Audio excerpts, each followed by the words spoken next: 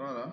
Donc, je disais que en développement, en programmation, lorsqu'on vous donne par exemple un projet et que vous faites le projet et que le projet il est déjà bien réalisé, on est bien d'accord. Comme par exemple, nous on avait fait, on avait eu à se connecter avec la base de données à travers ce qu'on appelle le MySQL.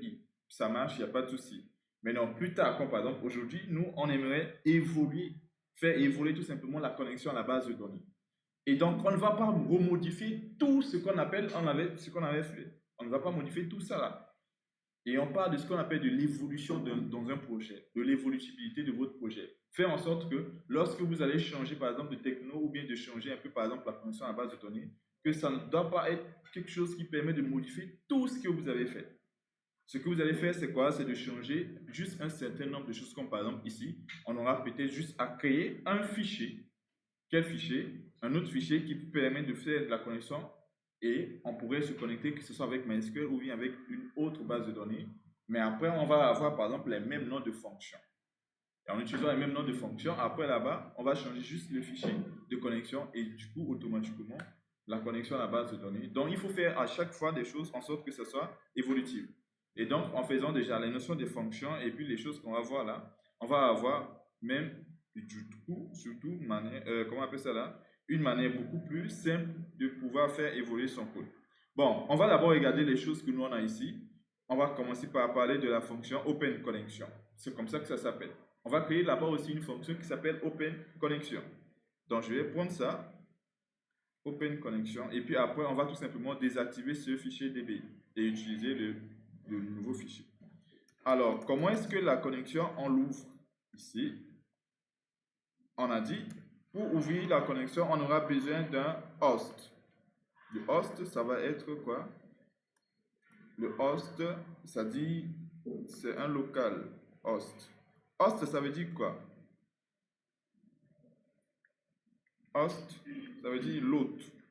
On est bien d'accord? L'hôte, c'est-à-dire ce que nous sommes en train d'utiliser, par exemple, là, le serveur que nous sommes en train de manipuler, c'est un serveur local. C'est bon? Dans local host, ça veut dire tout simplement l'hôte local ou bien le serveur local. Et puis, il y a ce qu'on appelle le db name pour dire le nom de la base de données. Bon, on ne va pas inventer aussi la base de données. La base de données, ce qu'on avait créé, ça s'appelle banque BDIH. Et donc, je vais mettre ici les paramètres. Le username, chez nous, l'utilisateur qu'on connaît tous, c'est root. Et puis le password,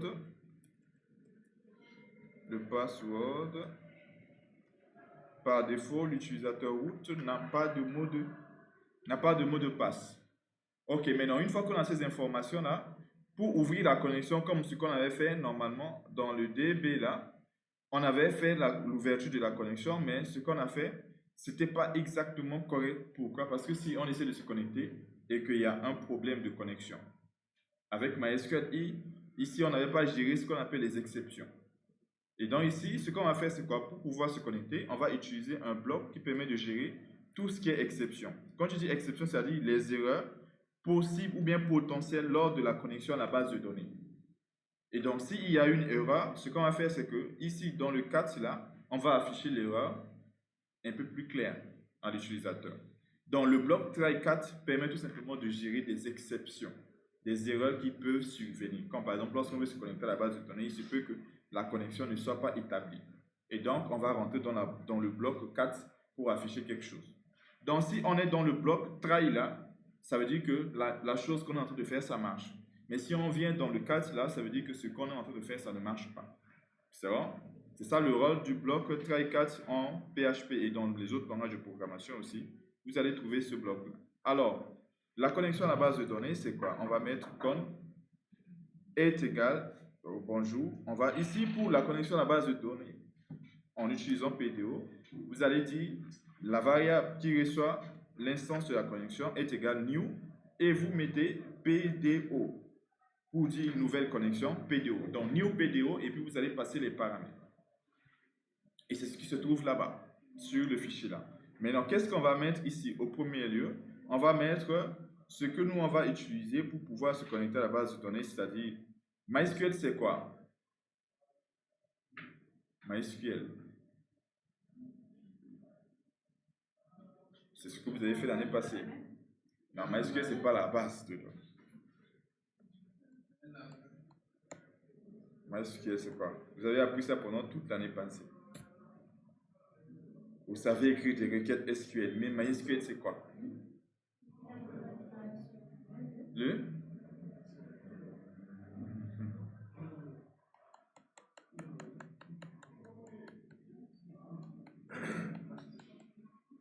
Sur MySQL, le moteur de base de données, c'est MariaDB.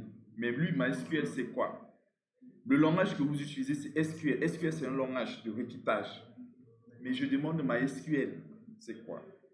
MySQL, ce qui se trouve ici. Ici, là. Ce qu'on demande MySQL, là.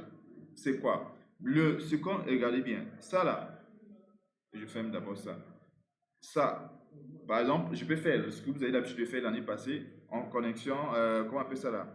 En écrivant des requêtes SQL, vous venez ici, vous faites MySQL, -u, root, vous faites -p. On est bien d'accord? Et puis vous vous connectez et vous voyez ici, ce qui est là, c'est MariaDB qui gère tout simplement la base de données. Le moteur de base de données, c'est MariaDB sur MySQL. Et on écrit là-bas des requêtes SQL pour pouvoir se connecter à la base de données MariaDB. MariaDB gère la base de données. Moteur de base de données. C'est ça, lui, MariaDB. Il faut bien faire attention. C'est MySQL. C'est un serveur. Quel serveur? Quel genre de serveur?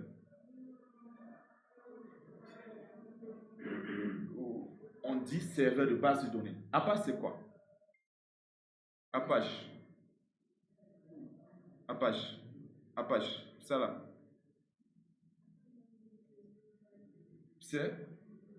Apache, c'est un serveur web qui nous permet de pouvoir interpréter les requêtes ou de mettre tout ce qui est PHP depuis le navigateur web. Apache, c'est le serveur web qui nous permet de pouvoir traduire tout ce qui est PHP depuis notre navigateur web. Raison pour laquelle, l'année passée, avant de faire le deuxième sommet, je vous ai demandé d'installer XAMPP et de démarrer Apache afin de pouvoir ajouter ou du moins écrire nos PHP là-bas ou dans le htdoc, ainsi de suite, pour qu'après on puisse les traduire. Et il faut bien comprendre ces choses-là. Je sais que vous savez le faire, mais il faut comprendre aussi les processus. Donc Apache, c'est un serveur web, tandis que MySQL, c'est un serveur de base de données. Et le MariaDB, c'est le moteur de base de données. C'est lui qui gère en fait en réalité ce qu'on appelle ce que vous faites en SQL là. Donc SQL, c'est un langage. Dans le langage, ce n'est pas MySQL. C'est bon? Ok, revenons ici. Donc ici, on va dire qu'on va se connecter au moteur de base de données, ou du moins au serveur de base de données MySQL. C'est ça le MySQL que je mets. Et ensuite, je vais préciser, est-ce que je suis sur quelle machine? Est-ce que c'est une machine locale, le host? Je vais dire host est égal, et je vais mettre host, $host. Voilà. Donc, comme vous le voyez ici, on va mettre le host et puis on va mettre le dbname. Donc, host est égal, et puis vous allez mettre le dbname. Point virgule, vous allez mettre ici dbname est égal, 2 points, vous allez mettre dbname. Donc ça, c'est déjà la première chose. Je mets point virgule avant de, parce que les messieurs, voilà. Donc ici, vous allez préciser que là, vous voulez vous connecter avec MySQL. Pourquoi est-ce qu'on précise MySQL? Parce que MySQL, ce n'est pas le seul moteur de base de données. On a d'autres bases de données, par exemple les bases de données Postgres que vous pouvez utiliser. Il y a d'autres bases de données. Maintenant ici, on est en train de lui préciser que tout ce que nous on veut faire, c'est pour ouvrir une connexion sur le moteur MySQL. Et là-bas, il sait que là-bas, la base de données, ça va être MariaDB. C'est bon? Et lui, on lui dit que la base de données est en local, localhost. Le nom de la base de données, c'est dbname qui est bankdb. Et ensuite, on sort, on écrit virgule, user, et enfin, username. Et enfin, on écrit password. Donc, voici les paramètres pour l'ouverture de la connexion. Les paramètres username, password, dbname, ce qu'on avait l'habitude de faire en MySQL, comme c'est comme ça on faisait, MySQL connect directement comme ça pour se connecter en envoyant les 4 informations server name, username, password, dbname. Ici, le server name, on a appelé là-bas le host. On est bien d'accord? Dans le host, c'est le server name, le nom du serveur, ainsi de suite, mais c'est un serveur local. Ici, c'est ça que j'appelle par host. Dans le host là, c'est le serveur name. Et maintenant, le DB name, c'est le nom de la base de données. On se connecte sur MySQL. Et maintenant, on précise l'utilisateur qui est où. Par défaut, tout le monde a ça. Et puis, par défaut, le mot de passe, c'est vide. Et donc, c'est comme ça l'ouverture de la connexion en utilisant le PDO. Donc, new PDO. Le mot-clé new là, vous le voyez lorsque on parle des objets. Pour l'instant, on ne va pas rentrer dans les détails. Mais en réalité, c'est en fait une connexion en utilisant des objets. Et maintenant ici, on arrive à se connecter en précisant ces paramètres-là. Mais également, il y a un certain nombre de choses, comme vous le voyez sur le fichier. Une fois qu'on ouvre la connexion, on va permettre l'autorisation de la gestion de connexion en faisant con-set attribute. Voilà. Il y a des attributs comme par exemple PDO, .rmode, attr.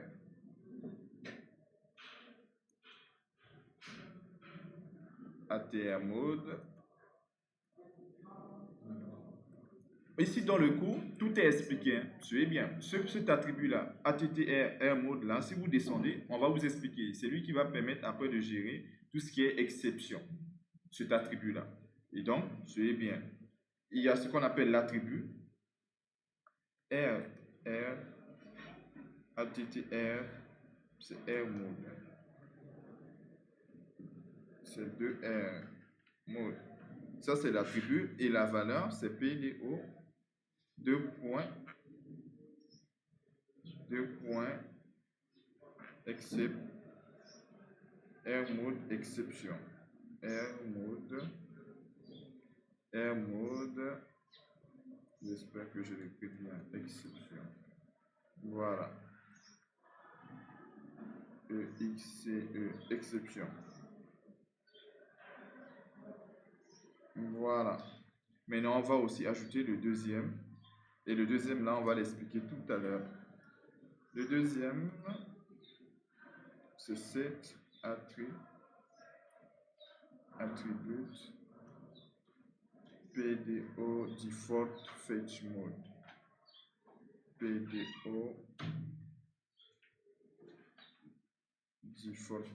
Ça commence par le default. C'est ATR default. C'est ATR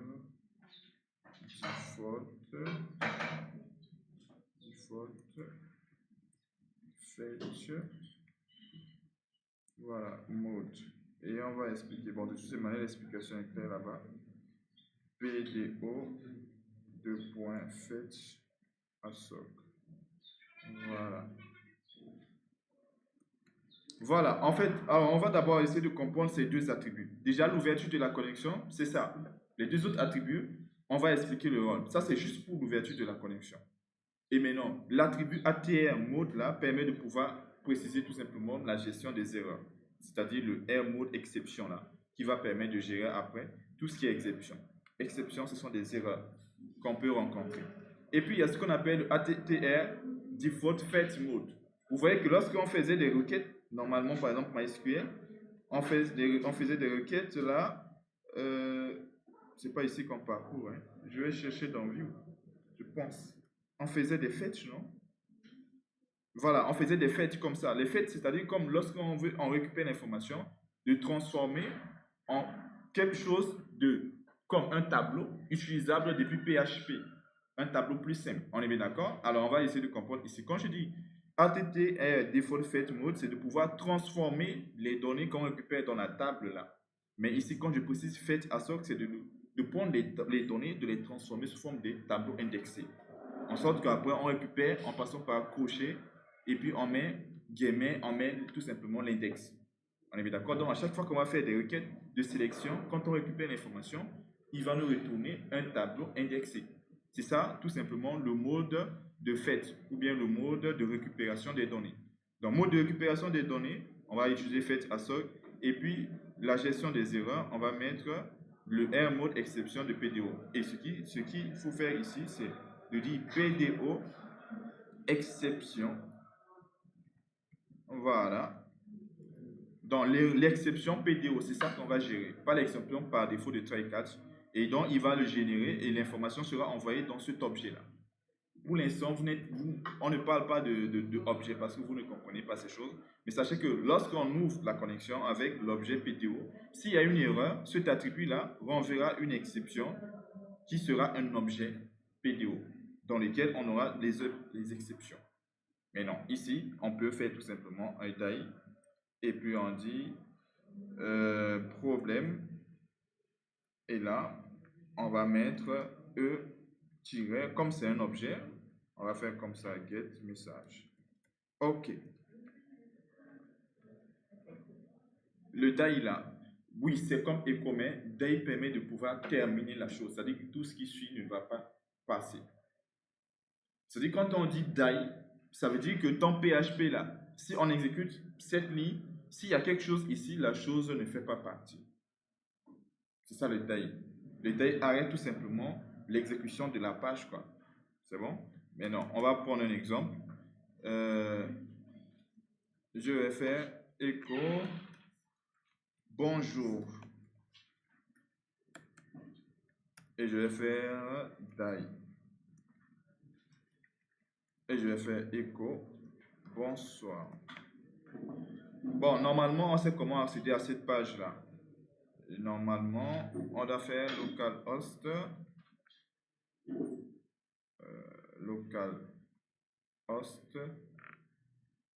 F2.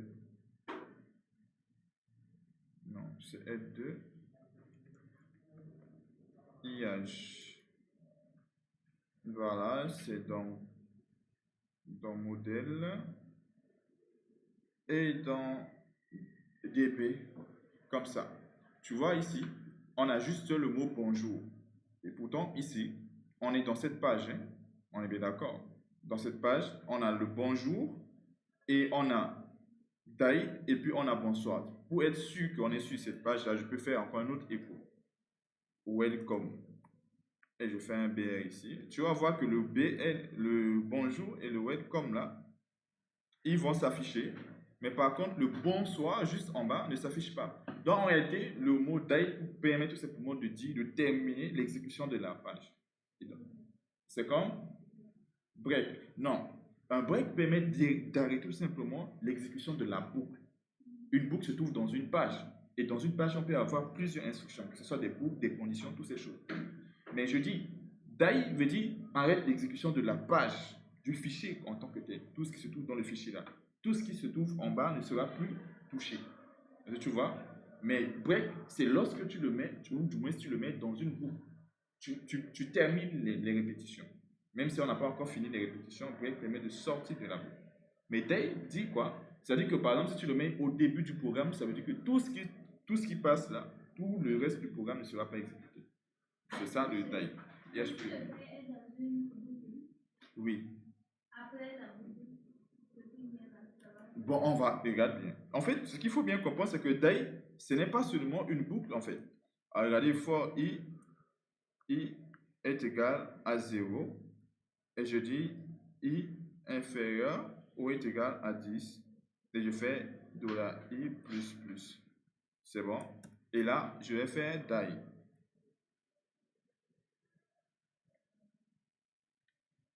Je vais faire même écho ici, $i. Si je viens ici, j'actualise, tu vois absolument rien. Parce que lui, ce n'est pas une instruction qui permet juste seulement d'arrêter une boucle, mais il arrête tout ce qui se passe dans le fichier. Par contre, si on met ici break, si on met break là, bon, ce que je vais faire, c'est quoi? Je vais dire quoi? Bon, je vais mettre break. Si je mets break, regardez bien ce qui se passe là. On va voir le mot bon, quelque chose, bonsoir qui se trouve en bas. Parce que le break permet tout simplement de sortir de la boucle, d'arrêter la boucle. Mais le reste du fichier, toutes les autres instructions vont être exécutées. C'est ça le break, c'est bon? Mais le die, ça veut dire tout simplement quoi? Comme je l'ai dit, c'est un arrêt de l'exécution de ton fichier là. C'est ça le die. C'est bon? Raison pour laquelle ici, en fait, lorsque on dit on retrouve une erreur, on affiche l'erreur et puis on n'affiche plus quelque chose en bas. Donc, die permet de pouvoir afficher le problème et puis tout ce qui suit ne pourra pas, parce que s'il y a une erreur, les choses qui vont venir là peuvent dépendre de ce que nous on voulait récupérer. Donc du coup, on arrête l'exécution, tout ce qui se trouve en bas ne sera pas affiché ni traité. C'est bon? Voilà, donc c'est ça le rôle de la fonction die. Ok. Maintenant, donc, on a compris les trois informations là que nous, on a besoin. Maintenant, la chose qui suit, c'est pouvoir maintenant retourner la connexion. On est bien d'accord? Retourner la connexion parce que nous, on a créé ça sous forme de fonction, open connection. Donc, il faudrait qu'on fasse return $connection. Et donc, du coup, comme ce qu'on a fait dans DB, lorsqu'on ouvre la connexion et que la connexion, elle est ouverte, alors on fait return la connexion. Maintenant, avant de faire return la connexion, on va d'abord tester. On va d'abord faire un echo. On va d'abord faire echo, bien connecté. Bien connecté. Bien connecté. Par contre, si on vient ici, on fait d'abord echo, erreur de connexion, et puis il nous affiche l'erreur juste en bas. Voilà. Et maintenant, comme c'est une fonction, lorsqu'on va venir dans le fichier, on ne verra pour le moment rien, parce que les fonctions là ne sont pas actives par défaut, il faut les appeler. C'est bon? Donc ici, je vais d'abord dans le fichier juste en bas, appeler open connection pour exécuter l'ouverture de la connexion et voir est-ce qu'il va afficher bien connecté ou bien erreur de connexion. Alors là, il voit bien connecté. Ça veut dire quoi? Ça veut dire qu'il n'est pas rentré dans le cadre là. Parce que je dis qu'on rentre dans le cadre là, si lors de l'exécution des choses qui se trouvent ici, il y a eu un problème. C'est ça, la gestion des erreurs. C'est bon? Maintenant, on va essayer de voir, de changer quelque chose. Ici, on a bien la base de données qui s'appelle banque BDIH2. Je vais changer. Et ce qui veut dire que la banque là, ou bien la base là, n'existe pas. Et on va voir qu'est-ce qui va se passer si je venais à actualiser. Ici, il dit quoi? Qu'il y a une erreur. Et il affiche maintenant l'erreur de la connexion là. PDO, Open Connection. Bon, et les choses sont en anglais. Il faut bien Unkuno Database. Ça veut dire que la base de données là n'est pas reconnue. Alors, pourquoi est-ce qu'il n'affiche pas? Bon, c'est moi qui ai fait l'erreur.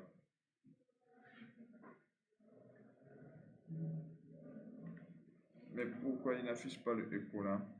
Mais bon, c'est pas grave. On remarque quand même que lui, il vient dans cette partie-là et il nous affiche exactement le problème. Le problème, c'est que c'est la banque là qui est mal définie. Et donc, du coup, je dézoome un peu. Voilà. Moi, par contre, je ne sais pas pourquoi il n'affiche pas le écho. Bon, c'est pas grave. Après, je vais voir pourquoi il n'affiche pas le écho là. Mais donc, lorsqu'il arrive ici, on a bien un problème. Et ce problème-là, c'est bien la banque DBIH là, qui n'est pas le bon nom de la base de données. Et donc, c'est très important de pouvoir gérer tout ce qu'on appelle exception avec le bloc try-catch en PHP. C'est un peu plus simple. Mais après, il y a d'autres manières de pouvoir gérer les exceptions. Mais on va le faire pour l'instant comme ça. Et donc, du coup, je vais changer et réessayer. Normalement, bien connecté, oui.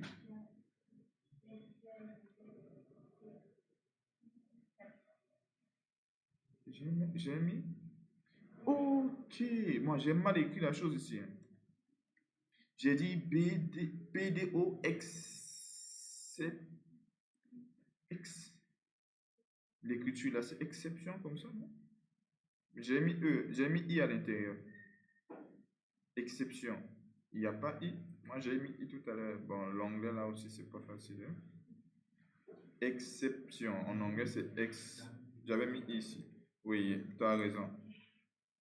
C'est moi qui ai fait l'erreur en fait. Voilà. Parce que je n'arrivais pas à comprendre le message qui n'était pas clair. Là maintenant, il dit problème et il affiche le problème. Voilà. Là, c'est bon. En fait, j'avais fait une erreur ici dans l'écriture de ce objet-là. J'avais mis I ici. Hors exception, il n'y a pas de I. Voilà, donc c'est bon. Ok, parfait. Je ramène ici banque 2. bien connecté. Parfait. Donc là, on arrive bien à se connecter. Maintenant, cette fonction-là, après, vous allez tout simplement, vous allez récupérer ça. Et ces choses, ce n'est pas à réfléchir deux fois plus pour pouvoir le faire. Vous devez le faire d'abord comme ça. La suite, c'est maintenant vos requêtes que vous allez faire. Mais l'ouverture de la connexion, ça ne change pas. C'est bon? On ouvre bien juste la connexion. Et dès que la connexion est bien ouverte, après maintenant, tout ce qui suit, c'est les requêtes que vous allez faire. Maintenant, nous, comme je l'ai dit, on va redéfinir toutes les fonctions là. On va redéfinir. Voilà. Maintenant, on a déjà ça. Qu'est-ce qu'on va faire? On va faire... On va redéfinir SafeCount. Donc, SafeCount. Maintenant, ce que je veux faire, c'est quoi? Avant de redéfinir ça, nous, on va d'abord faire des tests d'abord. Des tests genre visuels, comme ça, on va essayer de voir comment ça marche. Et puis après, maintenant, on va faire ce qu'on appelle une nouvelle, genre, on va venir redéfinir ces fonctions. C'est-à-dire, pour cela, je vais créer une base de données. Je vais dire exemple. Je vais créer une base de données qui sera exemple. On va d'abord manipuler cette base de données pour comprendre comment fonctionne PDO. Et puis après, on va revenir ici, redéfinir toutes ces choses-là. Alors, donc, je vais venir ici, create database exemple. Voilà. Et puis, on peut créer une requête. Bon, je dis une requête. On peut créer une table. Comment? En faisant create table. Par exemple, user ou bien étudiant. Et puis, on met ID, qui sera un int. Primary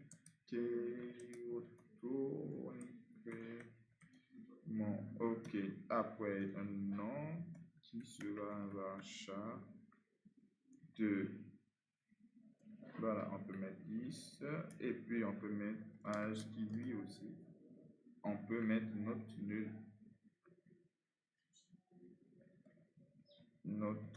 nul ça doit être comme ça, non? Int, ici on va mettre 7 et ensuite on ferme. Alors, create table étudiant int id primary key auto increment. Oui, j'ai pas entendu. Non, varchar 10 note nul âge. Voilà, on va juste créer ça et puis on va faire un petit test. Ok. Je suis d'accord. Il faut se pointer sur la base. Voilà. Et ensuite, tenter de créer la table. Et on va faire desk étude. Voilà. On a bien une table, une base de données qui a une table étudiant. On va faire un select étoile from étudiant. Ok.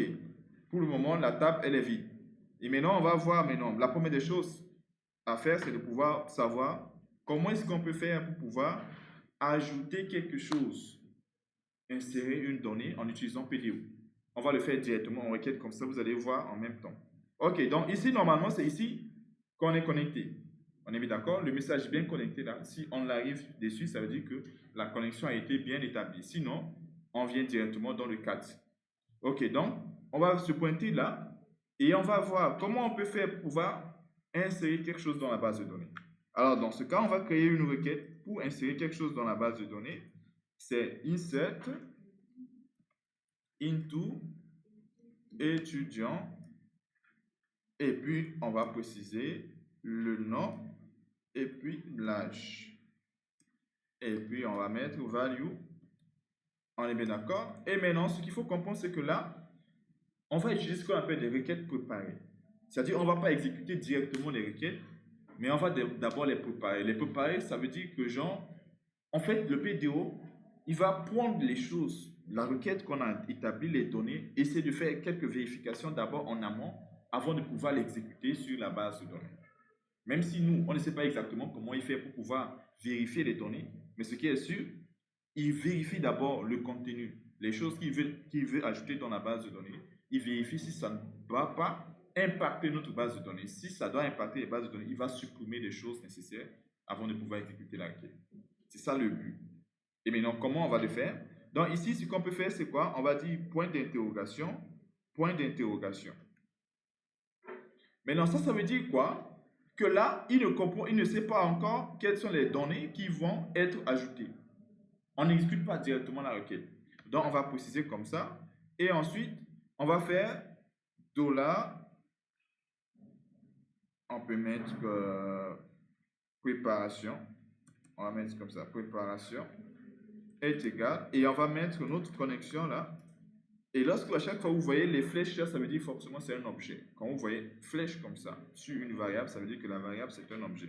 Je vous avais dit que PTO c'est un objet. Ok, maintenant ici, on va dire prépare. Il y a une fonction prépare qui permet de préparer la requête. Et on va mettre comme ça $SQL. Et ensuite, maintenant, on va fournir maintenant les arguments, c'est-à-dire les choses qui doivent être remplacées par ce point d'interrogation et ce qui doit être remplacé par ce point d'interrogation. Il y a deux manières de le faire. On peut faire avec point d'interrogation, tout comme on peut créer des variables comme ça, on peut dire non, et puis on peut créer comme ça, et puis on dit âge. C'est la même chose. Bon, on va d'abord faire ça, et puis après je vais revenir sur le point d'interrogation. Alors, donc, je fais la préparation de la requête. Donc, quand je fais comme point prépare là, il va prendre cette requête et il va la préparer, mais il n'a pas encore les arguments, c'est-à-dire les données qui doivent être ajoutées dans nom, qui doivent aussi être ajoutées dans âge. Maintenant, dans la suite, on va juste donner l'information en faisant $préparation et puis on va faire comme ça, exécute. Et maintenant, dans l'exécution, on va envoyer maintenant un tableau indexé. Tableau indexé qui va être comme ça, non, je le fais rapidement et puis je vous explique.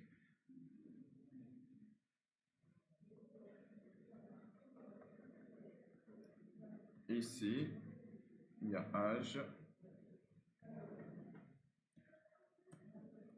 En PHP, c'est comme ça qu'on fait des tableaux indexés. Maintenant, je peux le ramener même sur la même ligne, comme ça. C'est beaucoup plus simple à voir. Alors, qu'est-ce que je viens de dire ici? J'ai dit que j'ai créé une requête et là, quand je fais deux points, non, ce n'est pas une variable. Ou du moins, ce n'est pas quelque chose que j'ai créé en PHP. En PHP, si je fais $ quelque chose, c'est une variable qui est locale. Il faut bien suivre. Donc, je dis, j'exécute une requête, insert into étudiant. Je précise les deux attributs nom, âge qui se trouvent dans la table et je dis values. Et ici, c'est un argument. Et l'argument, je n'ai pas encore l'information. Et ici aussi, c'est un autre argument. Donc, ça, c'est juste la requête. Et là, je dis, je prépare cette requête-là. Et en préparant la requête, il va prendre tout ce que j'ai écrit là. Il va le préparer, sauf qu'il n'y a pas encore des données qui vont être remplacées par le nom ni par âge.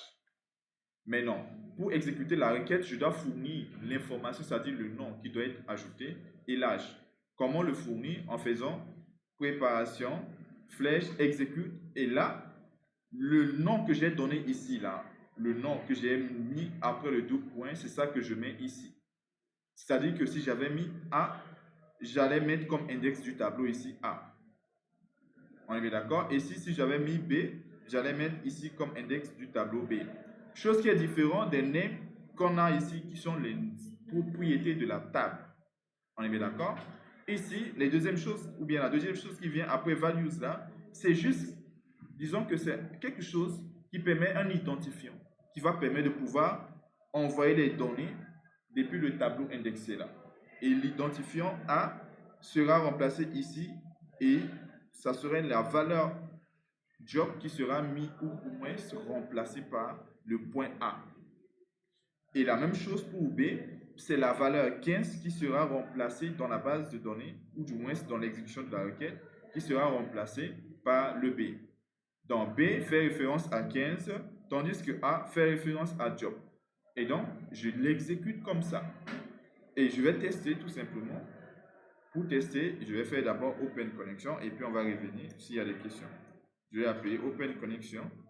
Avant même de faire ça, je vais réappeler Select Empty. Je vais actualiser. Là, normalement, il a exécuté la requête. Si j'appelle, là maintenant, il voit que l'information job 15 a été ajoutée dans la base de données. Donc, qu'est-ce que je dis? Il y a 3 étapes. Première étape, c'est quoi? Ici, on crée la requête. On crée la requête, ici, création de la requête. Maintenant, quand je dis je crée la requête, ici, je ne fournis pas directement des données. Parce que j'ai dit, l'objectif du PDO, ce n'est pas d'exécuter directement la requête. C'est de pouvoir traiter d'abord la requête avant d'exécuter. Donc, l'exécution de la requête, je vais mettre ici A et je vais mettre quoi? Je vais mettre B pour préciser les 2 paramètres là. Maintenant, vous n'êtes pas obligé d'écrire exactement les mêmes noms là. Mais ce qui est sûr, le nom que vous avez mis après le premier 2 points là, c'est le nom que vous devez mettre là, ici. Le nom que vous avez mis après le deuxième 2 points, c'est le nom que vous allez mettre là. Comme ici, en écrivant A, je mets ici A. J'ai écrit B, je mets B. Et ensuite, une fois qu'on a créé la requête, deuxième chose, c'est de préparer la requête. Pour préparer la requête, on utilise sur la connexion ouvrante là, c'est-à-dire la variable con. On va appeler la fonction prépare et puis on lui passe la requête SQL. Et là, il va préparer dans préparation de la requête. Et lorsqu'il va préparer la requête, une fois qu'il a préparé du moins sa requête, il va exécuter la requête. Et lorsqu'il va exécuter la requête, il fournira les informations. Et ces données-là vont être d'abord vérifiées avant de pouvoir être ajoutées dans la base de données. Et donc, comment? En faisant tout simplement une fonction exécute sur la variable préparation et on lui envoie un tableau indexé. Ça, c'est un tableau à index. Et l'index, ou du moins ces index que vous voyez ici, correspondent aux choses qui viennent après 2 points. Les index, comme par exemple l'index A, c'est ce qui se trouve ici, et l'index B, c'est ce qui se trouve là. Et donc, lorsqu'on fait ça, on parle de l'exécution de la requête. Et quand est-ce qu'on doit faire ces 3 procédures? Lorsque on doit fournir une information, lorsqu'on veut faire la requête. Comme par exemple, lorsqu'on veut ajouter, on fournit une information. Ou bien lorsqu'on veut récupérer, par exemple, on veut récupérer un étudiant précis, on doit fournir par exemple son ID. Lorsqu'on veut modifier par exemple une information, on va fournir des données à modifier. Mais si on veut faire une sélection de toutes les informations, on n'a pas besoin de fournir une donnée. On fait juste une requête de select étoile. Donc, sauf select étoile qui ne doit pas avoir ces 3 procédures. Mais les autres requêtes, il faudrait forcément respecter les 3 procédures, c'est-à-dire on met d'abord la requête, on prépare la requête et puis on fournit les paramètres lors de l'exécution. C'est-à-dire que lorsqu'on va faire select all, on ne va pas utiliser préparation exécute. À part ça, tous les autres requêtes qu'on va faire, on va utiliser forcément les 3 procédures-là. Maintenant, j'ai dit qu'on pouvait utiliser comme ça, tout comme on pouvait faire comme ça, point d'interrogation et point d'interrogation. Dans ce cas, on n'est pas obligé de mettre ce qu'on appelle un tableau indexé. Dans ce cas, on peut envoyer directement juste un tableau. Et le premier élément qui se trouve dans le tableau sera remplacé par ce premier point d'interrogation. Et le deuxième élément sera remplacé par ce deuxième point. Attention, il n'y a pas 2 points, c'est juste point d'interrogation. Donc, le premier point d'interrogation, c'est le premier élément du tableau que j'envoie. Le deuxième point d'interrogation, c'est le deuxième élément. Comme par exemple, si je mets ici TAL et je mets ici 25 ans, je peux exécuter cette requête-là en faisant ça. Actualiser. Et maintenant, je reviens ici. Je fais ça. Maintenant, donc, il faut juste prendre ce que vous allez mieux comprendre. Et vous voyez que TAL et 25 ont été ajoutés dans la base de données. Donc, ça, c'est aussi une manière de faire. C'est-à-dire, si vous ne voulez pas passer par les tableaux indexés là, ce que vous allez faire, c'est quoi? Lors de la création de la requête, vous allez faire insert into le nom de la table, les attributs qui se trouvent dans la table, value, et pour chaque attribut ici, dans la parenthèse, vous mettez juste point d'interrogation. Vous ne connaissez pas à cet instant l'information. Ici, on a 2 propriétés, donc 2 points d'interrogation. S'il y avait 3 propriétés, 3 points d'interrogation. Là, lors de la création de la requête. Et ensuite, on prépare la requête. Pour la préparation, on va juste utiliser la connexion et on va utiliser la fonction prépare et on envoie tout simplement la requête. C'est ça la préparation. Et maintenant, quand on va exécuter, c'est le résultat, ce qu'on a dans la préparation là, qu'on va utiliser, et on va ajouter, ou du moins utiliser une fonction exécute. Fonction exécute, prépare, tout ça là, ça vient du PDO. Ne vous inquiétez pas. Et lorsqu'on fait exécute, ici, vous voyez crochet. Ce crochet là, si je copie, je colle juste en bas, vous voyez que c'est juste un tableau qu'on a l'habitude de faire. C'est juste un tableau que je passe en paramètre. Donc, je passe un tableau de 2 éléments. Dans exécute là, j'ai passé un tableau de 2 éléments. Le premier élément correspond au premier point d'interrogation, ou du moins la valeur qui sera remplacée par ce premier point d'interrogation. Et le deuxième élément sera la valeur qui sera remplacée par le deuxième point d'interrogation. Et donc, du coup, en faisant cela, j'ai pu ajouter TAL 25. Par exemple, je mets ici Fatoumata, comme ça, et je peux mettre ici 18 ans. Donc, si je fais ça, on va avoir trois informations dans notre base de données. Si je fais, j'exécute, et ici, je fais appel. Comment? Au lieu de remplacer,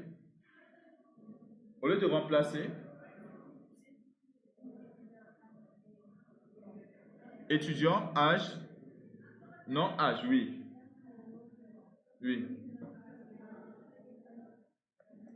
Oui, mais parce que la requête, c'est un insert. On est en train de faire une requête insert. Ce n'est pas un update. Attention. On fait un insert. Regarde bien la requête. SQL. Insert into. Donc, tout ce qu'on fait ici, on insère à nouveau. Les requêtes insert, c'est que tu ajoutes une nouvelle ligne dans la base, dans la table. C'est ça le insert. On est d'accord? C'est bon? Tu comprends? Donc, pourquoi est-ce que on a vu Fatoumata, Tal, toutes ces choses dans la base de données? C'est parce que nous, on est en train de faire des insertions. Insert into. C'est bon? Donc, quel que soit ce que je fais ici, si je change ici une information et que j'exécute, il exécute la requête insert into avec la nouvelle information que je passe là. C'est bon? Jusque-là, est-ce que c'est bon pour tout le monde?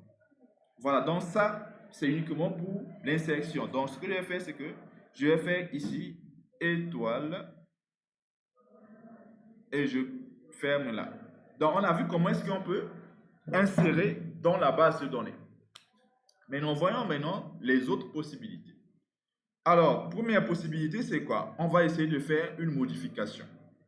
Supposons que nous, on veut modifier l'étudiant numéro 2 et on veut changer son nom, mais en écrivant par exemple le nom complet, ou bien on modifie juste le nom. Donc, on veut modifier l'étudiant 2. C'est bon? La requête serait de faire quoi? $SQL, et on va dire, pour modifier, c'est update. Et maintenant, on vient à ce que tu disais. On va faire update étudiant 7. On est bien d'accord? Non est égal. Et à chaque fois que vous devez fournir des informations en utilisant la requête préparée, la donnée, vous mettez point d'interrogation. Regardez bien la requête exécutée, du moins d'insertion. Donc ici, ce sont des données qu'on doit fournir à la requête. On va utiliser point d'interrogation. Donc, chaque fois que vous voulez fournir une donnée à la requête, vous allez d'abord, lors de la création de la requête, mettre point d'interrogation. Et la valeur va venir lorsqu'on va faire exécute. C'est bon? Ok, parfait. Maintenant, donc ici, je mets select, non, update étudiant, set nom, point d'interrogation, where id est égal, point d'interrogation. Donc, ça me fait 2 points d'interrogation. On est bien d'accord? Ça me fait 2 points d'interrogation. Donc ça, c'est la création de la requête. Donc je copie ça. Comme commentaire, je colle ici création de la requête pour update. Deuxième chose, c'est de préparer la requête. Donc on va faire $préparation est égal, et on va faire la connexion tiret, on fait préparer, prépare, et puis on fait SQL. Voilà, ça c'est la préparation de la requête. Et la requête, à cet instant-là, est bien préparée. Troisième chose, c'est l'exécution en fournissant les données qu'on ne connaît pas encore. C'est bon? On va dire $préparation et on va faire exécute. Et là, on va envoyer le tableau. Le premier élément du tableau, c'est l'information qui correspond aux premières interrogations. Donc, ça veut dire quoi? on va mettre le nouveau nom qu'on veut. C'est bon? On peut dire par exemple Tal Mohamed comme ça. Tu connais un Mohamed Tal. Mohamed. Mohamed. Tal Mohamed. Et là maintenant, je vais préciser son ID. Le deuxième élément, ça doit être son ID. On est bien d'accord? Donc, je suis en train de lui dire quoi? Update étudiant, set le nom, modifie le nom avec premier argument. Premier point d'interrogation, premier argument du tableau. Where ID est égal point d'interrogation, deuxième argument, deuxième point d'interrogation. Et maintenant, on va exécuter cette requête. On va voir, j'actualise, il fait le update, je viens ici, je dézoome, j'appelle à nouveau, et ici, on voit bien que il a été modifié. Alors, pourquoi j'ai juste Tal Mohamed?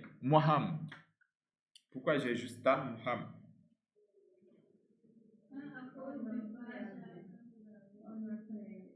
Quand on a créé la table, on a dit le nombre maximum de caractères c'est 10. Donc c'est très important de comprendre toutes ces étapes-là, toutes ces choses. Regardez bien, je fais desk étudiant. Ici, ce qu'on voit, c'est quoi? C'est que c'est un varchar 10, le nom. Donc, si on a plus de 10 caractères, il ne pourra pas sauvegarder. C'est bon? Oui. Donc, raison pour laquelle, même si on a écrit Tal Mohamed ici, lui, il sauvegarde uniquement ces informations-là ici, avec les espaces-là. Ok, mais ce qu'il faut remarquer, c'est qu'il arrive bien à faire le update. Il arrive bien à faire le update en modifiant l'étudiant là avec Tal, Moha, ainsi de suite. Mais comment on a fait? On a déjà dit à chaque fois que vous voulez fournir une information à la requête, procédez par la requête préparée. Maintenant, si vous voyez que le point d'interrogation il est plus simple à utiliser, faites point d'interrogation. Sinon, vous pouvez faire 2 points et vous mettez le nom d'un index et vous allez envoyer un tableau indexé. C'est bon? Bon, je pense que le point d'interrogation, je vois dans vos yeux, c'est un peu plus simple. Donc, je fais comme ça. Je vais mettre juste le point d'interrogation comme ça. Donc, on va dire que lorsque on met un point d'interrogation, on envoie un tableau d'un élément. Si on met 2 points d'interrogation, on envoie un tableau de 2 éléments. Si on envoie 3 points d'interrogation, on envoie un tableau de 3 éléments. Et en respectant quelque chose. C'est-à-dire quoi? Le premier élément du tableau sera l'information qui remplacera le premier point d'interrogation dans l'ordre d'arrivée. Le deuxième élément du tableau sera l'information qui va remplacer le deuxième point d'interrogation. S'il y avait 3 points d'interrogation, le troisième élément du tableau remplacera le troisième point d'interrogation. Et donc, c'est comme ça qu'on fait pour pouvoir faire la requête. Donc, vous avez vu que les deux là, ce sont des choses qui sont carrément similaires. Donc, ça, c'est ce qu'on appelle le update. On peut faire un autre update. On peut faire un update du 3. Et puis, on va dire Ramata. Comme ça. Donc, je lui dis, update étudiant set nom. Change le nom par Ramata lorsque l'ID de l'étudiant, c'est 3. Et on va vérifier. Et ici, j'appelle. Et du coup, on voit bien que le 3 a été remplacé par Ramata. Ok, donc ça, c'est ce qu'on appelle la requête. Donc, raison pour laquelle je voulais d'abord qu'on fasse ça, avant de pouvoir refaire, du moins redéfinir l'ensemble des fonctions qui se trouvent là-bas. Ok, donc insert, je vais faire ici insertion comme titre, insertion, ici modification. Après, je vais garder ces commentaires là lorsque je vais vous passer le code. Maintenant, ici, on va faire maintenant suppression. Suppression. Mais non, avant de faire la suppression, on va faire la suppression après. Si on commence à faire la suppression, après on peut perdre des données. On est mis d'accord, on va essayer de voir comment on peut sélectionner. Et puis après, on va sélectionner, après on pourra faire maintenant la suppression vers la fin. C'est bon? On va voir comment on peut sélectionner. Maintenant, on va voir d'abord comment on peut sélectionner. Supposons que nous, on veut récupérer Ramata. On veut récupérer juste Ramata. On veut faire une sélection d'un étudiant. Mais forcément, si vous voulez récupérer une information dans la table, vous allez rechercher, ça doit être forcément sur une propriété unique. On est bien d'accord? Une propriété unique. Ici, la seule propriété unique, c'est l'ID. On est bien d'accord? Donc, ça veut dire que on va faire une requête et on doit fournir l'identifiant de la personne à rechercher. On fournit une information, c'est-à-dire l'identifiant de la personne à rechercher. Donc, si vous voulez fournir une information, comme je l'ai dit, il faut utiliser les 3 étapes. Créer la requête, préparer la requête et puis exécuter en fournissant l'information. Jusque-là, c'est bon. Alors, regardez bien maintenant comment ça se passe. Et donc, je vais créer la requête SQL est égal. Et là, je vais dire quoi? Comment vous faites pour sélectionner une information? Select. On va mettre étoile pour sélectionner tous ces attributs. From étudiant. Dis, mais tu dors. Tu dors. Select étoile from étudiant. Oui. Et je dis quoi? Where ID est égal. Point d'interrogation, suivez bien, parce que l'ID qu'on va fournir, quand tu veux fournir une information à chaque fois dans la requête, il faut utiliser la requête préparée. C'est bon? Donc ici, on va mettre point d'interrogation et donc je vais dire création de la requête. C'est juste un commentaire. Voilà, une fois que j'ai créé la requête, alors je fais quoi? Voilà, on va préparer le type. On va faire comme ça, $con. Et là, on va faire prépare. Et ici, on va juste mettre le SQL. Mais non, vous n'êtes pas obligé de créer cette table, cette truc-là. Ça, c'est juste une chaîne de caractères. Hein. On pouvait le remplacer directement par ici. C'est-à-dire que j'aurais pu mettre comme ça. J'aurais pu mettre ça comme ça directement et me passer de cette ligne-là. C'est bon? Mais bon, je pense que par contre, comme ça, c'est beaucoup plus simple et beaucoup plus clair. Et là, je vais dire création de la requête. Voilà, préparation du moins. Et ensuite, troisième étape, on va mettre préparation et on va exécuter en passant le paramètre. Exécute. Et ici, on va envoyer le paramètre. Ça va être un tableau toujours, mais d'un élément. Ici, c'est l'élément. Quel ID? C'est 3. Ramata, c'est 3. Oui. Voilà. Maintenant, lorsqu'on fait ça, il va exécuter la requête et il va récupérer l'information. Maintenant, pour prendre l'information, on va faire comme ça. On va créer étude, une variable étude, et on va faire de la préparation. Et puis, on va juste faire fetch. Et cette fonction fetch permet de prendre l'étudiant qui a été récupéré dans la variable préparation. Dans préparation, exécute, et lorsqu'il exécute la requête, il exécute pour récupérer l'information. Maintenant, on va prendre l'information, c'est-à-dire l'étudiant, la seule ligne qui a été récupérée, et le mettre dans étude. Maintenant, nous, chez nous, là-bas, on va faire juste un var dump. On va l'afficher dans le code PHP. On va faire var dump étude. Et on va voir le résultat. Cette fois-ci, si j'actualise ici, on voit que là, il arrive à récupérer une information. Mais quelle information? ID 3, le nom c'est Ramata, et puis l'âge c'est 18. Et comme je l'ai dit tout à l'heure, vous voyez que là, c'est un tableau indexé. Pour savoir, pour vraiment voir même ça, on peut dire étude de nom. Étude de nom. Et je peux même commenter le écho bien connecté là. Je le commente ce message. Et là maintenant, regardez bien. C'est ce que je dis. C'est un tableau indexé. Hein. C'est un tableau indexé quoi. J'ai oublié de mettre des guillemets pour le tableau. Et donc là, il affiche. On est bien d'accord? C'est parce que je fais aussi var_dump qu'il affiche le type de l'information. Donc je peux faire juste écho, comme dit Diallo. Et donc, si je fais comme ça, vous voyez quand même que là, il affiche quoi? Il affiche l'information. Et c'est ce que je disais, c'est un tableau indexé. Mais donc, pourquoi il le récupère sous forme de tableau indexé? Parce que j'avais dit, le mode de récupération par défaut, c'est de transformer les données sous forme d'un tableau indexé. Le fetch assoc là. Vas-y. Dans le ATTR default fetch mode avec comme valeur fetch assoc permet de dire qu'à chaque fois qu'on exécute une requête de récupération, les données qui seront récupérées seront transformées sous forme de tableau indexé. Et là, ici, lorsqu'on a fait une requête de récupération, comme ça, cette requête de récupération, en récupérant l'information, on aura directement un tableau indexé. Et on passe juste par l'index pour pouvoir afficher l'information. Si je mets ici H, j'aurai 18.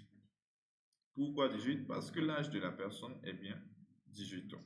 On est bien d'accord? Donc c'est comme ça qu'on fait pour pouvoir récupérer une information. Maintenant, comment est-ce qu'on peut faire maintenant pour récupérer toutes les informations? Voilà, maintenant, donc ce que je vais faire, c'est quoi? Comme d'hab, je ne vais pas supprimer, je vais juste commenter.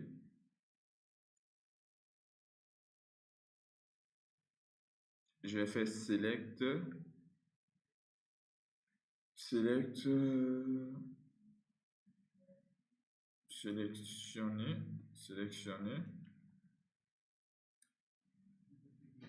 une, oui, mais je vais dire une information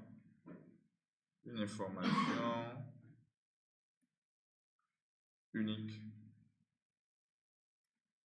ou plusieurs informations.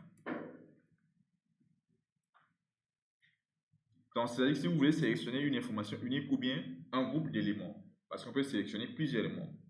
Plusieurs éléments, ça ne veut pas dire forcément tous les éléments. On est bien d'accord? Donc, on peut sélectionner plusieurs éléments ou bien une seule information. Dans ce cas, on va fournir les critères de recherche.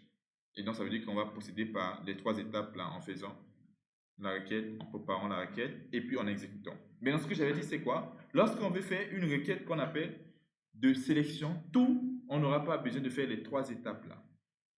C'est-à-dire, on ne va pas exécuter. Lorsqu'on va faire exécute, on voit une donnée à vérifier. Mais lorsqu'on veut rechercher toutes les informations, on ne recherche pas en fonction d'un critère. Et donc, on va voir comment on peut sélectionner toutes les informations.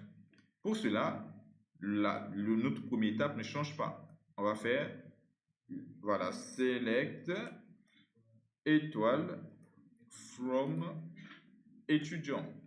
Et dans ce cas, déjà même ici, on remarque qu'on ne met pas de point d'interrogation. Parce qu'on veut faire un select étoile. C'est bon? OK. Maintenant, donc, on va dire création de la requête. Création de la requête. Et là, on va exécuter la requête. Et maintenant, on va dire $, on va dire exécution est égal, on va faire $con et on va utiliser query. On va utiliser query et puis on va faire SQL. Et là, je vais l'appeler exécution de la requête. Exécution de la requête.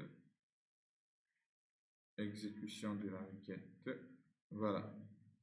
Automatiquement, donc, on crée juste la requête pour la sélection de tout et puis on fait query pour exécuter directement la requête. Donc, query permet d'exécuter directement la requête. Mais non, les deux autres, du moins ces choses qui se retrouvent en haut, préparation et exécute, permet de pouvoir gérer ce qu'on appelle des requêtes préparées pour fournir des données lors dans notre requête. Et ensuite, maintenant, une fois qu'on a ça, tout à l'heure, on a vu que fetch permettait de récupérer un élément. Quand on fait une sélection d'une seule information, on va faire fetch. Maintenant, si on veut tous les éléments, on va faire fetch all. Donc ici, on va faire comme ça.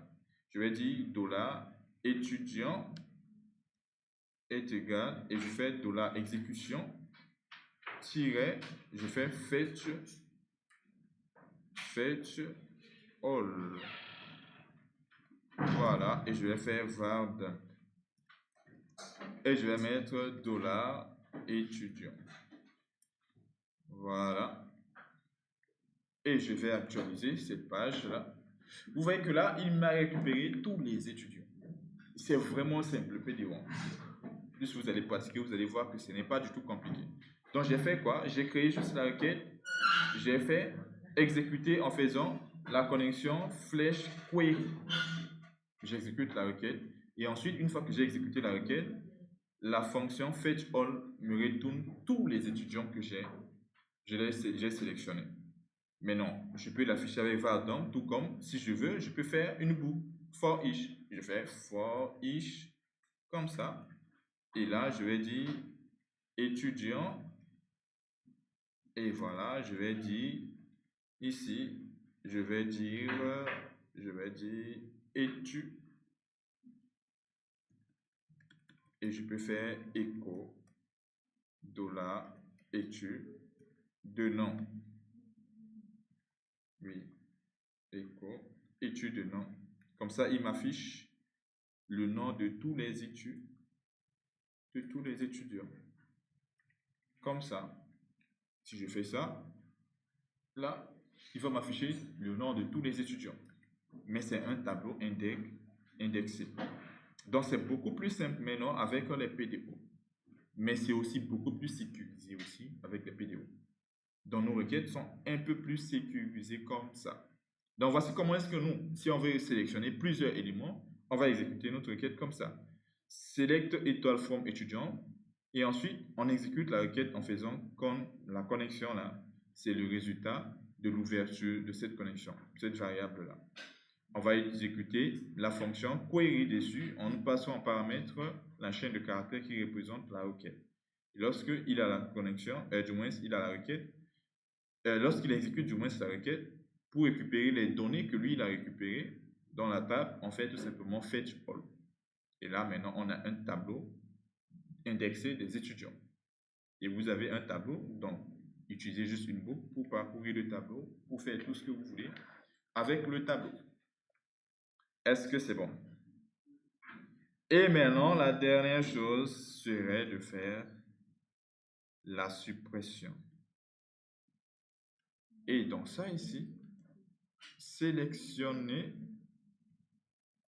tous les éléments. Voilà, ou bien tous les étudiants si tu veux. Mais bon, je pense qu'on va mettre tous les éléments. Parce que si je dois respecter les choses qui se trouvent là, on fait comme ça. Le nom, ça va être sélectionner tous les éléments. Modification, ok. Et maintenant, si on veut supprimer, il faut forcément dire quelle information vous voulez supprimer. On est bien d'accord, donc on va fournir une information. Et lorsqu'on veut fournir une information, requête préparée. Alors donc, on va créer la requête SQL est égal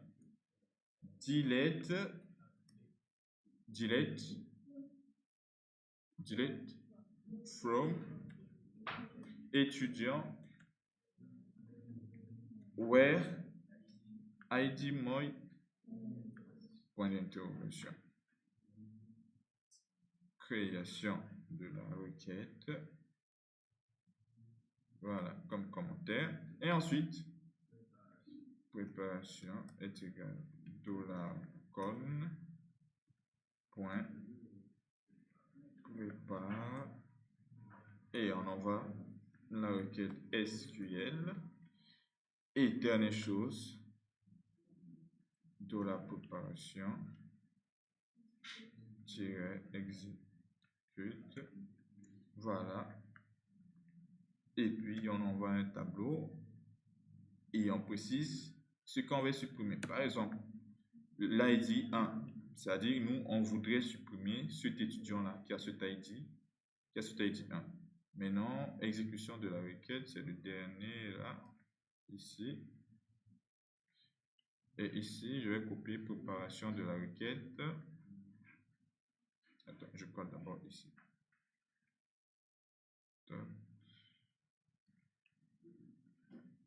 Préparation de la requête, je copie et je le mets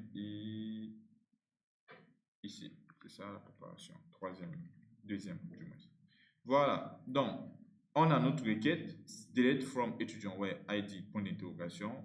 On prépare la requête connexion flèche du moins prépare SQL et puis exécution préparation flèche exécute et puis on envoie le tableau d'un seul élément et on va vérifier. Là il a exécuté la requête, on va rappeler la commande select et bien effectivement l'étudiant numéro 1 ou bien qui a l'ID 1 a été supprimé. on va appeler la commande avec 3. On va actualiser et je vais venir ici. J'appelle, boum, on n'a plus qu'une seule information. Et donc voici les 4 étapes. Ce sont des choses qu'il faut juste maîtriser avec la requête, ou du moins avec le PDO. Toutes les autres choses, c'est seulement vos requêtes que vous savez faire en SQL. C'est bon? Mais les 4 étapes là, ce sont les étapes qu'il faut suivre. Si vous voulez maintenant améliorer vos requêtes, améliorer juste votre capacité à bien faire des SQL. Est-ce qu'il y a une question? Donc je vais commenter là. S'il n'y a pas une question, on va commencer la redéfinition de nos méthodes. Ici, ça va être suppression. Voilà, parfait. Donc, ce qu'on va faire, c'est qu'on va retourner la connexion. Retourner connexion. N'oubliez pas qu'on est dans Open Connection. C'est bon? Donc ici, lorsqu'on ouvre la connexion, on va retourner la connexion. Ok, parfait, parfait. Et ici, on ne va pas appeler. On va maintenant commencer la redéfinition de nos fonctions. Alors, ce que je vais faire, c'est que je vais prendre ça, save count, je vais l'amener ici. Donc, voici comment on faisait le save count. Qu'est-ce qu'on fait? On faisait une requête comme ça, on faisait open connection, ainsi de suite, ainsi de suite. Et puis après, on retourne le résultat. Mais dans cette fois-ci, ce n'est plus la même chose. On va maintenant adapter notre requête. Comment on fait pour adapter notre requête? En utilisant les requêtes préparées. On va dire quoi? On va dire insert into count titulaire solde value point d'interrogation. Solde point d'interrogation. On est bien d'accord? Première étape, la requête. C'est bon? On ouvre la connexion. Ça veut dire qu'on aura maintenant la variable con. On peut maintenant faire la préparation de la requête. Préparation de la requête, c'est de dire $préparation est égal $con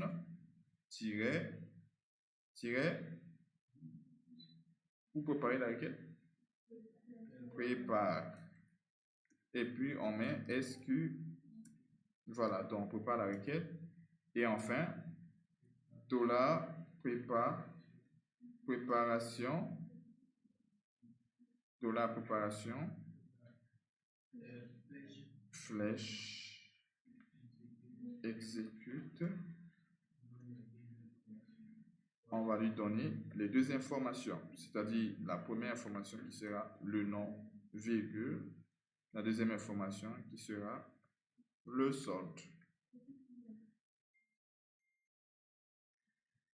Mais la variable, c'est ça, l'information, la donnée, c'est ça, le nom. On est bien d'accord? C'est ça qui sera envoyé ici. Ici, tu vois, et puis le solde. Pour être même sûr, regarde bien ici. À la place du titulaire, ce qu'on envoie, la donnée, c'est bien ce qui se trouve dans la variable nom. C'est bon? Ok, donc j'envoie ici comme tableau la première donnée qui est nom et puis la deuxième information solde. Et ici, on peut effacer le résultat. Et puis on peut faire return, si on veut, return 1, si on veut. Bon, après on va gérer un certain nombre de choses pour les returns. Mais c'est comme ça qu'on va faire pour adapter notre requête en utilisant la notion de PDO. Est-ce que c'est bon? Yes. Bon, c'est parce que j'ai mis un return, donc le return, je ne sais pas pourquoi est-ce qu'on avait mis, mais après on va vérifier.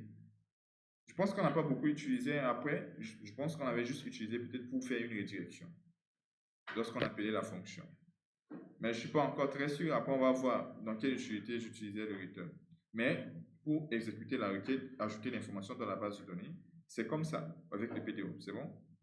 Ok, maintenant on va adapter aussi les autres. Save count. Après, il y a find count. Alors ici, find count, on va faire select étoile. On est bien d'accord? Et on va ouvrir la connexion. Et j'ai dit que lorsqu'on fait un select étoile là, comment on va faire pour pouvoir exécuter la requête? Voilà, donc on va faire tout simplement $exécution. Vous pouvez appeler les variables comme vous voulez. Mais je vais faire comme ça, $con-query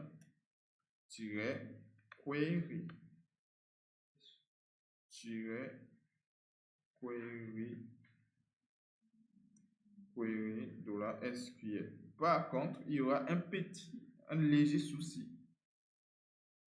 Il y aura un léger souci. Bon, je pense que je vais l'appeler résultat. Comme ça, je retourne le résultat. C'est bon. Ça, quand même, on sait le pourquoi de ce return là. Ok. Mais non, il y aura un petit souci parce que, en réalité, ça c'est find compte, non? Pour afficher tous les comptes. Je pense qu'il y aura un petit souci. Et le petit souci là, on va le gérer tout de suite. Vous allez même comprendre. Parce que je pense que ça doit être dans la page d'accueil. Si je pars dans la page d'accueil, vous voyez que là-bas, on faisait le parcours avec fetch, quelque chose comme ça, si vous vous rappelez bien.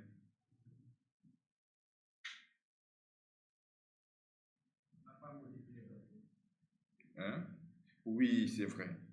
C'est vrai, on n'a pas encore modifié. Et je vais modifier. C'est-à-dire qu'on va changer la page de connexion. La page, au lieu de DB, ça va être DBPDO. Voilà, DBPDO.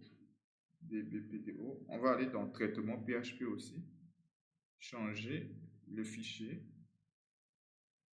par DBPDO.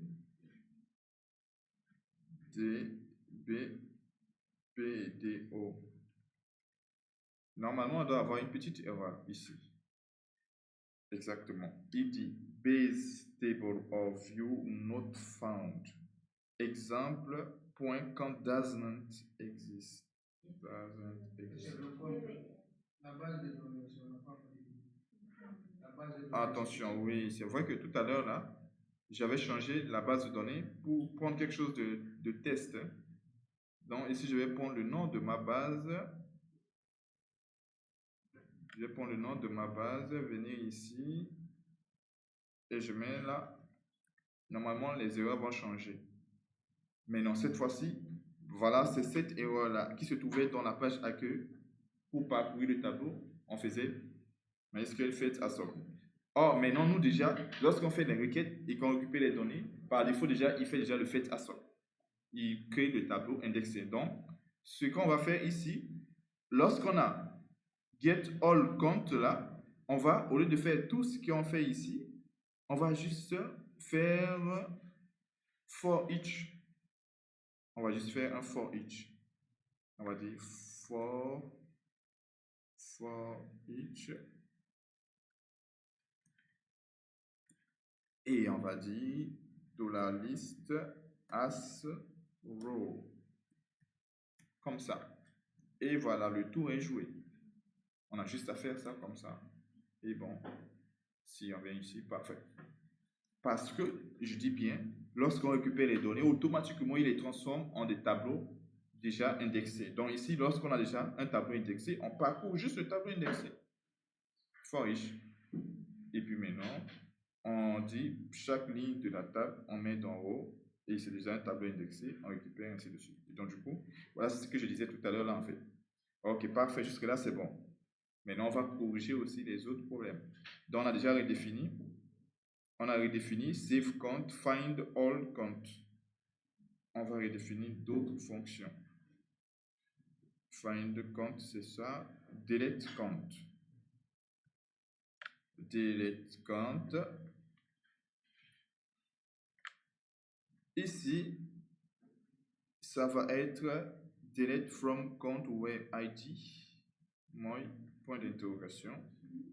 Open connection. Ensuite, voilà, préparation. Égale $count. Voilà. Et on fait préparation flèche execute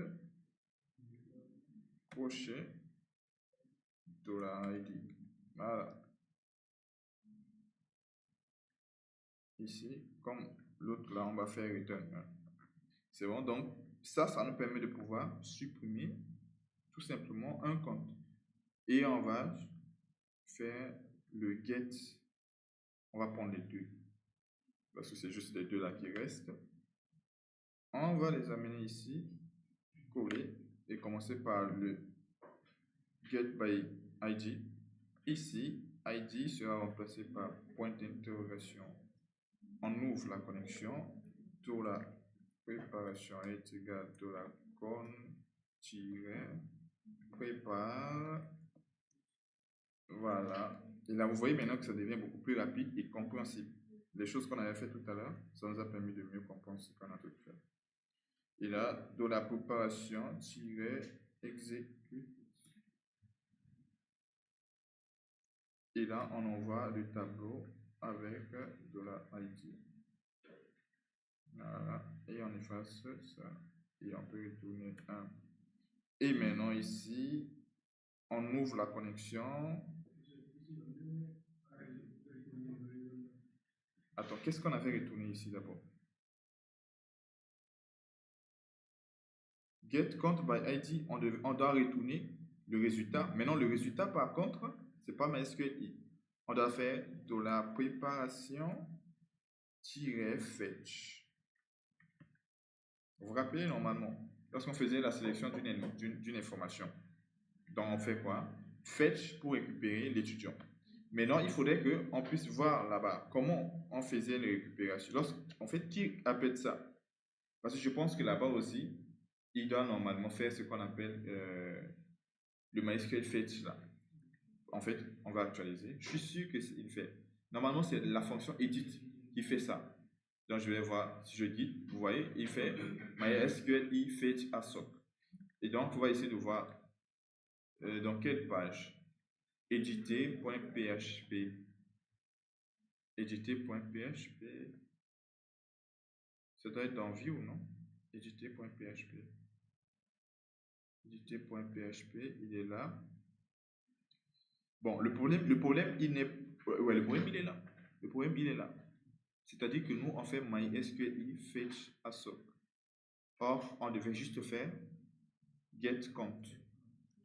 On devait juste faire get count et automatiquement, il nous retourne une information sous forme de tableau indexé. Voyons voir. Et là, aucun problème. Et là, super. Donc, on adapte à chaque fois qu'on modifie, on adapte. Et donc, vous voyez que nous, on ne va pas modifier dans beaucoup d'endroits. C'est juste le fichier là qu'on redéfinit. On redéfinit la manière de se connecter à la base de données. On peut après, si on veut se connecter, ou du moins à un moment donné, on ne veut pas se connecter avec la base de données, et on veut se connecter avec des fichiers, vous venez ici dans Modèle, vous créez une nouvelle manière de se connecter avec ce qu'on appelle le support de stockage.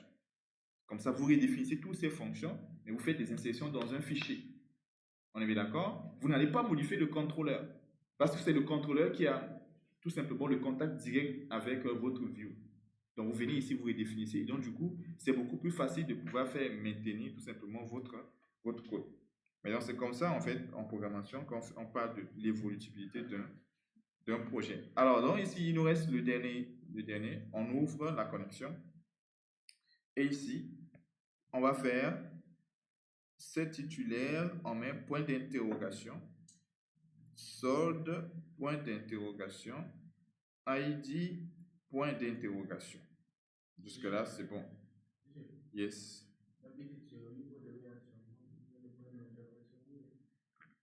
À chaque fois, quelle que soit l'information que tu veux fournir, tu mets d'interrogation, point d'interrogation. Regarde bien ici. Lorsqu'on faisait le update, là, le update, c'est ça. On faisait set, on mettait point d'interrogation. Et lorsqu'on fait ouais, on met point d'interrogation. Quelle que soit l'information que tu dois fournir dans la requête, avec la requête préparée, tu mets point d'interrogation. Titulaire, c'est le nouveau nom du titulaire qu'on va fournir.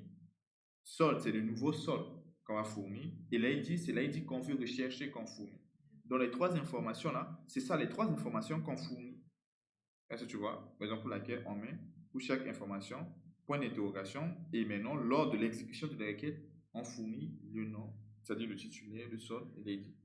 C'est bon? Ok, maintenant, donc, on prépare la requête. Préparation est égal dollar con-prépare. Voilà, et on met SQ. Voilà. Et enfin, dollar préparation flèche exécute. Et là, on met crochet. Et on met, il y a d'abord le nom titulaire, c'est le nom. Après, il y a le solde. Et enfin, voilà. Ok, parfait. Parfait. Alors, on va faire delete. On va appeler la suppression aussi, ça a marché. On va faire edit, Ousmane Diabaté, Ousmane Sonko. Voilà. On fait modifier. Et parfait, on voit bien que ça a été modifié. Donc, on a bien réussi à faire quoi? À mettre à jour notre code en transformant ou bien en changeant le mode de connexion. Au lieu de se connecter, en passant par MySQLi, on se connecte maintenant à travers ce qu'on appelle le PDO. Mais pourquoi est-ce qu'on aime, ou du moins on vous demande de travailler comme ça? Parce qu'il se peut que dans 3 ans après, peut-être la connexion avec PDO, peut-être ça devient encore un grand problème et on vous demande de revenir sur la connexion avec MySQL. Dans ce cas, qu'est-ce qu'il faut faire? Vous n'allez pas changer autre chose. Vous allez venir maintenant, dans chaque fois là où on avait mis DB, PDO là, changer juste par db.php. On est bien d'accord? Et nous, on va revenir maintenant sur la connexion en utilisant le MySQL. Parce qu'on aura juste branché juste ce fichier de DB là. Et il va faire ça. On est bien d'accord? Donc, c'est très important pour pouvoir travailler dans ce sens-là. Est-ce qu'il y a des questions? Oui. Oui, c'est sur une vidéo. Je n'ai pas encore arrêté la vidéo. J'arrête la vidéo. Ça fait combien de minutes? Ça fait 1h20.